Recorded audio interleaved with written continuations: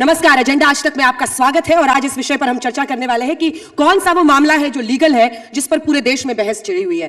दरअसल 1991 places of worship act जो लागू किया गया, या प्लेसेस ऑफ वर्शिप एक्ट कहता है कि 15 अगस्त 1947 से पहले अस्तित्व में आए किसी भी धर्म के पूजा स्थल को किसी दूसरे धर्म के पूजा स्थल में नहीं बदला जा सकता है। मामला कोर्ट में है, सभी पक्ष अपनी बातें रख रहे हैं, लेकिन सुप्रीम कोर्ट ने केंद्र सरकार से 4 हफ्तों में जवाब मांगा है। मंच पर तो बेहद खास मेहमान सुधांशु त्रिवेदी जी, राज्यसभा सांसद भारतीय जनता पार्टी के, और इमरान मसूद साहब हमारे साथ लोकसभा सांसद कांग्रेस पार्टी के चर्चा में जुड़ रहे हैं। लेकिन इससे पहले कि हम चर्चा की शुरुआत करें, कुछ नाम आपके सामने मैं दिखाना चाहती हूं कि अभी देश में ऐसी कितनी जगह हैं जहां पर या तो सर्वे हो रहा है या फिर कोर्ट में मामला चल रहा है। विवादित स्थल जहां जहां कोर्ट में मामला है उसमें शमसी जामा मस्जिद बदायूं उत्तर प्रदेश का है। अगला है अजमेर शरीफ दरगाह, जहां पर कोर्ट ने कहा सुनवाई को एक्सेप्ट कर लिया है अजमेर में। वहीं दूसरा कोर्ट में मामला है मलाली जुमा दरगाह का, जो कि बेंगलुरु कर्नाटक में है। अगला मामला दिखा दीजिए कुव्वत उल इस्लाम मस्जिद, जो कि दिल्ली में याचिका खारिज कर दी गई है, यहां पर भी लेकिन विवाद उठा था। टीले वाली मस्जिद लखनऊ उत्तर प्रदेश की, और इसी के साथ ज्ञानवापी मस्जिद अब हम आपको दिखा रहे हैं जहां पर सर्वे के आदेश दे दिए गए हैं और पहले से वहां टीमें पहुंच रही हैं सर्वे के लिए। 100 दिन से ज्यादा वाराणसी के ज्ञानवापी मस्जिद में सर्वे पूरी कर ली गई है। अगला भोजशाला कमल मौला मस्जिद, जो कि धार मध्य प्रदेश में 98 दिन यहां पर सर्वे हो चुका है। इसी के साथ शाही जामा मस्जिद संभल उत्तर प्रदेश, जहां पर 2 दिन के सर्वे के बाद मचे बवाल और हिंसा पर ही पूरे देश में नए सिरे से बहस छिड़ी है। शाही जामा मस्जिद संभल, उसके बाद मथुरा में, जहां पर सुप्रीम कोर्ट ने फिलहाल रोक लगा दी है, श्री कृष्ण जन्मभूमि शाही ईदगाह मस्जिद मथुरा उत्तर प्रदेश में। यह बताते हुए सबसे पहले सुधांशु जी आपको मौका देती हूं यह बताने के लिए मामला लीगल है, लेकिन इसके बावजूद आप, आपकी पार्टी, आपका पूरी विचारधारा से जुड़े हुए लोग इस मुद्दे को बहुत जोर शोर से उठाते हैं कि जितना शोर हम इस पर मचाएंगे उतना ही वोटर्स का हमें जोर मिलेगा। क्या यह सच नहीं है? क्या यह आपके लिए चुनावी नहीं है? पहले तो इस लीगल की टेक्निकलिटी बताते हैं, फिर लीगल का फ्रेमवर्क बताते हैं। ये गजब का एक्ट बना था, प्लेसेस ऑफ वर्शिप एक्ट, जिसमें आप पूछिए what is the definition of places of worship? No definition. What is the status of places of worship? No status defined. 15 अगस्त 47 को कितने थी places of worship? No definition. And with due respect and with due humility, मैं बड़े शांति से कहना चाहूंगा, इस्लाम में तो वर्शिप का कॉन्सेप्ट ही नहीं है, प्रेयर का कॉन्सेप्ट है। और हिंदी में भी जो इसका अनुवाद है वह है उपासना स्थल विधेयक। उपासना शब्द शुद्ध संस्कृत के 2 शब्दों से बना है। उप का अर्थ होता है निकट, आसन का मतलब होता है आसन लगाना जहां देवता की आराधना करनी हो। तो इस्लाम में ना वर्शिप का कॉन्सेप्ट है ना प्लेस का कॉन्सेप्ट है, क्योंकि वहां आपने देखा होगा कि अगर नमाज पढ़नी हो तो आदमी रेलवे प्लेटफॉर्म पे भी कर लेता है, सड़क पे भी आपने देखा होगा, एयरपोर्ट में भी देखा होगा, सब जगह देखा होगा, पार्क में भी देखा होगा।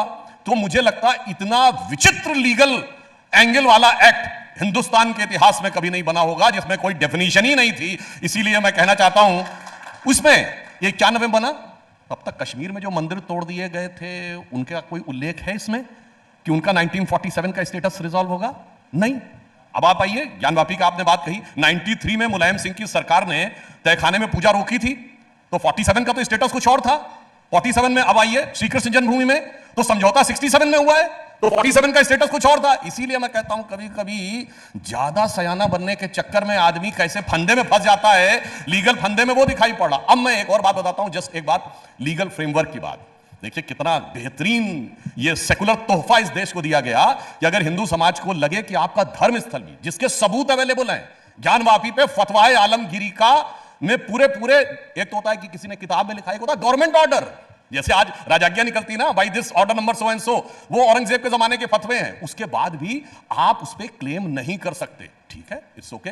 दूसरी तरफ मुस्लिम समाज को यह हक दिया गया वक्फ बोर्ड एक्ट के तहत कि अगर तुम क्लेम कर दो कि जमीन तुम्हारी है तो तुम्हें कोर्ट में साबित करने की जरूरत नहीं है, दूसरा वाला भी कोर्ट नहीं जा सकता, ट्रिब्यूनल में जाना पड़ेगा। आप सोचिए ऐसा बेहतरीन लीगल फ्रेमवर्क, और लीगल के प्रति हमारी आस्था क्या है। आप शायद दुनिया में कोई ऐसा उदाहरण नहीं बताएंगे जहां भगवान ने अपना केस लड़ा हो। श्री राम जन्मभूमि में श्री राम लला विराजमान, वन ऑफ द करेस्पॉन्डेंट थे। और मैं एक और बात कह दूं, ये मंदिर मस्जिद का विवाद लीगल होता है, जहां मस्जिदों का आपस में विवाद है, एक लीगली सॉल्व होता हो तो बता दीजिए। सीधे धमाका होता है, चाहे पेशावर में हो, चाहे सीरिया में हो, चाहे इराक में हो, और चाहे हिंदुस्तान के चरारे शरीफ में हो। चरारे शरीफ की दरगाह जला दी गई थी। किस लिए? उन्होंने कहा साहब ये तो सूफी है, इस्लाम के लिए कुफ्र है, इसलिए जला दो। कोई लीगल हुआ था? लीगल सिर्फ इसलिए है कि भारत में है, लीगल सिर्फ इसलिए है कि हिंदू बाहुल्य क्षेत्र में खड़े हैं। चलिए इसी वर्शिप एक्ट में लेकिन सर्वे ना हो ऐसा स्पेसिफाइड नहीं है। सर्वे का जब भी ऑर्डर होता है कोर्ट के आदेश से होता है, उसको बाधित करना, पत्थरबाजी संभल में करना कहां तक सही है? नहीं, सवाल तो पूरा होने दीजिए। जैसे उनसे प्रश्न पूछा था आपसे भी पूछूंगी।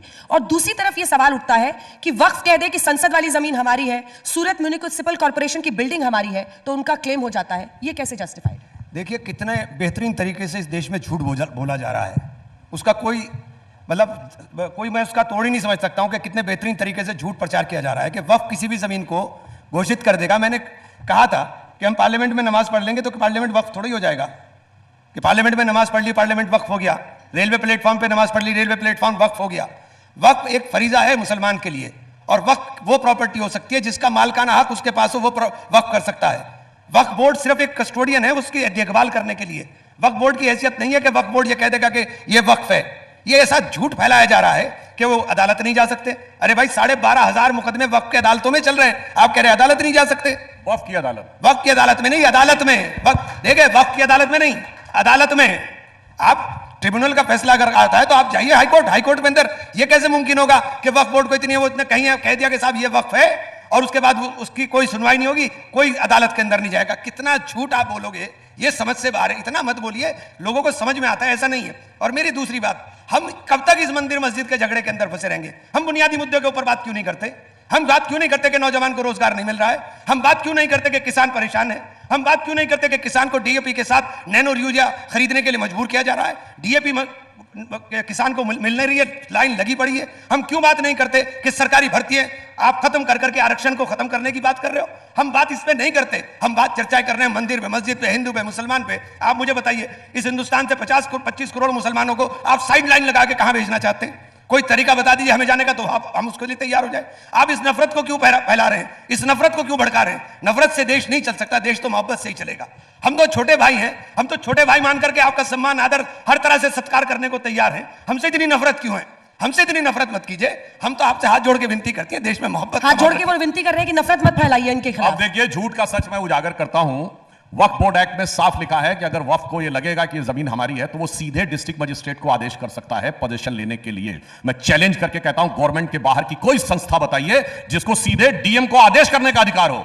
यह लीगली पावर दी गई। और दूसरी बात, यहां तो कहते हैं 15 अगस्त 47, आपको पता है सूरत नगर निगम की जमीन पे दावा किस आधार पे है? कि मुगलों के जमाने में वो एक सराय थी और इसलिए उस जमाने में वक्त में दे दी गई थी। तो 15 अगस्त 47 के बाद भी वो क्लेम है, वहां पे 12 साल की जो टाइम की मियाद होती है टाइटल सूट में, वो भी हटा दी गई है। 15 अगस्त 47 भी हटा दी गई है। तमिलनाडु का तिरुचिरापल्ली का जो मंदिर जो 1500 साल पुराना है, जब तो इस्लाम तामील भी नहीं हुआ था, वो जानते हैं किस आधार पे? 1572 या 62 में अरकाट के नवाब ने वो दिया था। गजब है साहब, आप तो 400 साढ़े 400 साल। और मैं एक और बात पूछना चाहता हूं, ये जिस जमाने के अरकाट के नवाब मुगलों के जमाने की बात करते हैं, उस समय हिंदुस्तान में जरिया चलता था, उस समय हिंदुस्तान में जिम्मी का कॉन्सेप्ट था, उस गवर्नमेंट के फरमान को मानते हैं। और मैं एक और बात कहना चाहता हूं, हिंदुस्तान के हर मुगल बादशाह ने गाजी की उपाधि धारण की है। गाजी होता है जो कई हजार काफिरों को मारकर गाजी की उपाधि ली जाती है। काफिर मतलब हिंदू ही थे, इंक्लूडिंग अकबर। फतेहनामा चित्तौड़ में अकबर ने लिखा, मैंने 30,000 लोगों के सर पे खड़े होकर गाजी की उपाधि ली। आईने अकबरी में भी लिखा है, जहां गाजी, जहां जजिया, जहां जिम्मी, उसका लीगल आदेश वैलिड है और 15 अगस्त के बाद का लीगल आदेश वैलिड नहीं है। गजब का लीगल फ्रेमवर्क है भाई साहब, गजब का। और एक और मैं बात कहना चाहता हूं, इन्होंने एक बड़ी अच्छी बात कही। सांसद जी सुनिए, तो ये वक्फ की मनमानी जो आप कह रहे हैं, ये वक्फ की मनमानी थोड़ा ना कोर्ट सुनेगा अगर आप प्लेसेस ऑफ वर्शिप एक्ट पर दलील क्योंकि इनिशियल स्टेज पे कहा गया पहले आपको ट्रिब्यूनल में जाना पड़ेगा। और होता क्या है, जब आप किसी गरीब आदमी को बुलाते हैं, जिस बेचारे ने कभी अदालत तो छोड़िए, उसने कचहरी नहीं देखी तहसीलदार की, उसको ट्रिब्यूनल ने बुला के आप अगेंस्ट में जजमेंट कर देते हैं, फिर कहते हैं हाई कोर्ट जाओ, तो ये कहना आप बहुत आसान है। एयर कंडीशन कमरे में बैठ के उसके ऊपर क्या गुजरती है वो उसको अच्छी तरीके से पता होता। और दूसरी बात, इन्होंने एक बड़ी अच्छी बात कही कि मुद्दे की बात क्यों नहीं करते। मैं कहना चाहता हूं, इनकी सरकार के जमाने में सचर कमेटी की रिकमेंडेशन आई थी 2013 में कि मुसलमानों की स्थिति बहुत खराब है। और मैं तो यूपी का रहने वाला हूं, ये भी यूपी के हैं। सन 47 में यूपी में ब्यूरोक्रेसी में 20% मुसलमान था, 2% नहीं रह गया है। पढ़ाई लिखाई में सबसे ज्यादा था। 1931 के सेंसस में उत्तर प्रदेश में कास्ट वाइज सेंसस था, हिंदू समाज की सबसे पढ़ी लिखी जाति ब्राह्मण मानी जाती थी, वो 15% रेट ऑफ लिटरेसी थी। और क्षत्रियों की 13% थी और सैयद मुसलमानों की 24% थी। आज मेरे भाई मुसलमानों को समझाओ ना, तुम पढ़ाई में लिखाई में हेल्थ इंडिकेटर में पीछे हो, उस चक्कर में क्यों पड़े हो? तुम क्यों मंदिर मस्जिद में जाते हो? एक बताइए, कांग्रेस का एक कोई 267 का रेजोल्यूशन जो उन्होंने महंगाई बेरोजगारी पे लाया। समाजवादी पार्टी ने जितने स्थगन प्रस्ताव लाई संसद में, संभल संभल संभल और सिर्फ संभल, और डिबेट में आके कहेंगे मुद्दे की बात करो, सबको समझ में आता मुद्दा क्या है। वो कह रहे हैं इमरान जी की आपने आरोप लगाया, मेरा अभी ले लीजिए पिछले हफ्ते का, मैंने अपने क्षेत्र के लिए अंदर सबसे पहले एम्स के लिए लगाया, मैंने अपने क्षेत्र के अंदर मेरे मेडिकल कॉलेज के अंदर सुपर स्पेशलिटी डिपार्टमेंट सरकार बना कर दे, इसके लिए लगाया। आप कैसी बात, हम पे ये आरोप मत लगाइए, हम तो बात कर रहे हैं, हम तो बात सीधे सीधी टॉकिंग अबाउट स्थगन प्रस्ताव 267 जो पार्टी दे, मैंने सर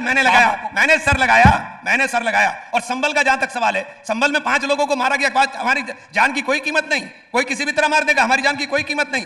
तीसरी बात मैं आपसे कहना चाहता हूं सर कि आप सीनियर हैं, आप सारी बातें जो आपने गाजी और इसकी सारी डेफिनेशन दी, खुदा के लिए झूठ मत बोलिए, ऐसा कुछ नहीं है कि गाजी की उपाधि उसे दी जाती है, ऐसा कुछ नहीं है। इस्लाम के अंदर अगर पूरी तरह से नहीं पढ़ा तो पढ़ लीजिए, इस्लाम के अंदर हरा पेड़ काटना भी मना है। आप इंसान के मारने की बात कर रहे हैं, इंसान की जान किसी कीमत पर नहीं ली जाएगी, इंसान की जान किसी कीमत पर नहीं ली जाएगी कि बेगुनाह लोगों को मार देंगे। ये झूठ फैलाना बंद करिए साहब। और दूसरी बात मैं आपसे कहना चाहता हूं, अतीत की बातें छोड़कर वर्तमान में जीना सीख लीजिए ना।